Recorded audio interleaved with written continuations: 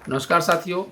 आज हमारे साथ मौजूद है एडवोकेट भारत भूषण गुज्जर, अधिवक्ता, पंजाब हरियाणा हाई कोर्ट चंडीगढ़।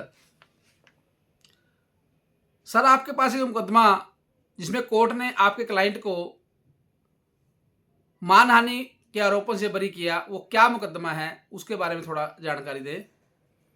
सभी साथियों को नमस्कार और आपके चैनल्स के व्यूवर्स को मैं बताना चाहूँगा कि मेरा नाम एडवोकेट भारत भूषण गुज्जर है और मैं पंजाब और हरियाणा हाई कोर्ट में बतौर अधिवक्ता प्रैक्टिस करता हूँ और न्याय की लड़ाई लड़ता हूँ।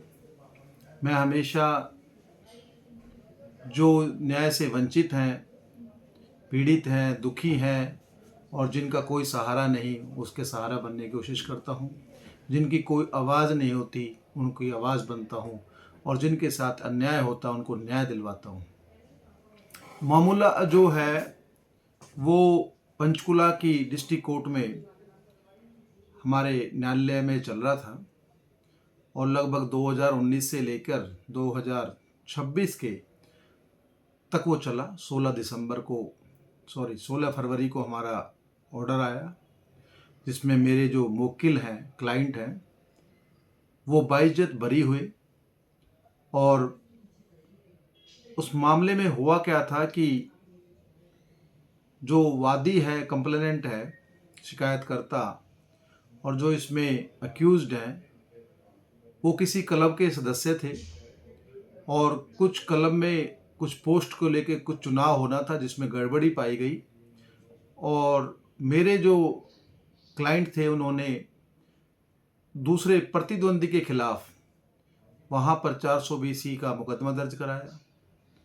उसके बाद बदला लेने की नीयत से गलत तथ्यों पर और सीधा सीधा बदले की भावनाओं से, बगैर तथ्यों के, आधार के, मैं कहता हूँ विदाउट एनी सब्सटेंशियल फैक्ट, जो जिस पर 420 का मुकदमा दर्ज हुआ था, उन्होंने यहाँ पर एक मानहानि का मुकदमा 499 आईपीसी 500 आईपीसी में दर्ज किया, जिस पे सेशन उसमें सम्मन हुए और सम्मन होने के बाद हम लोगों ने बेल ली और अपने एविडेंस हुए। एविडेंस के बाद में हमारा जो उसमें मेन जो हमने प्ली थी, क्योंकि बिल्कुल हम लोग सही थे और हमने कहीं भी गलत काम नहीं किया था, वो एक एग्जीब्यूट था हमारा जिसके एक सर्कुलेशन की थी हमने कि जो देहरादून में प्रोसीडिंग हुई थी, उन प्रोसीडिंग के बारे में हमने कुछ लिख के कहीं पर ऐसा था एलिगेशन कि भी हमने वो आगे लोगों में बताई है।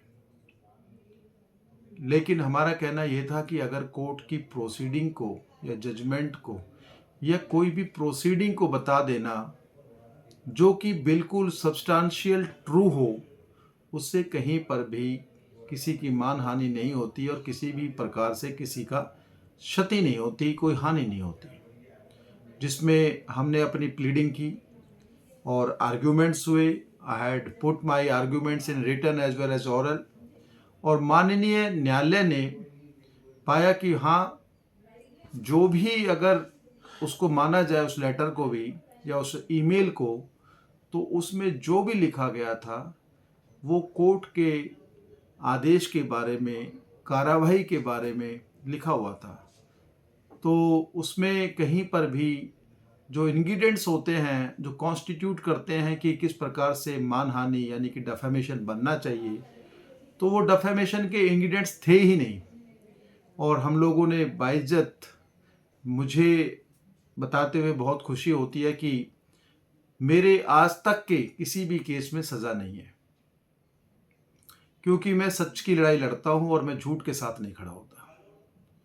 मैं उसकी लड़ाई लड़ता हूं जिसका मुझे पूरा विश्वास होता है कि इसने कुछ गलत नहीं किया।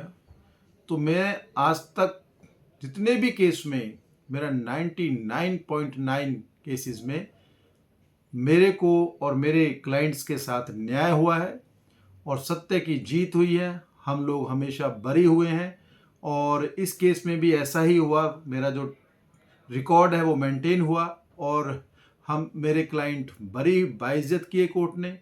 और मैं समझता हूँ कि आज भी अगर कोई किसी पे झूठा केस डालता है तो उसका अंजाम कहीं ना कहीं बरी होने पे आता है। और ऐसे केसेस में जो डिस्पोज करती है कोर्ट भी मैटर ऑफ फैक्ट्स पे चलती है, क्या रेलिवेंसी है, क्या उसमें डॉक्यूमेंट्स हैं, एविडेंसेस है, सब चीज़ को कंसीडर आफ्टर थॉरो कंसिडरेशन करके कोर्ट एक जजमेंट देती है। तो ऑर्डर हमारे इस फेवर में आया और बहुत ही खुशी की बात है। और आगे भी हम लोग इसी प्रकार से ऐसे केसों में, मोस्टली मैं केसेस जो लड़ता हूँ वो मेरे फौजदारी केस होते हैं, और मेरा जो एक्सपीरियंस है वो ये कहता है कि किसी के साथ अन्याय नहीं होने देंगे। हम न्याय के योद्धा हैं, न्यायपूत हैं, न्याय की धरती पर न्याय होने की बात करते हैं। और मैं अपने क्लाइंट के लिए मैं एक बात कहना चाहता हूँ, कभी अपने क्लाइंट के लिए लड़ा हूँ, अपने मुवक्किल की न्याय की लड़ाई मैं निष्पक्ष और बेबाक बेधड़क लड़ता हूँ।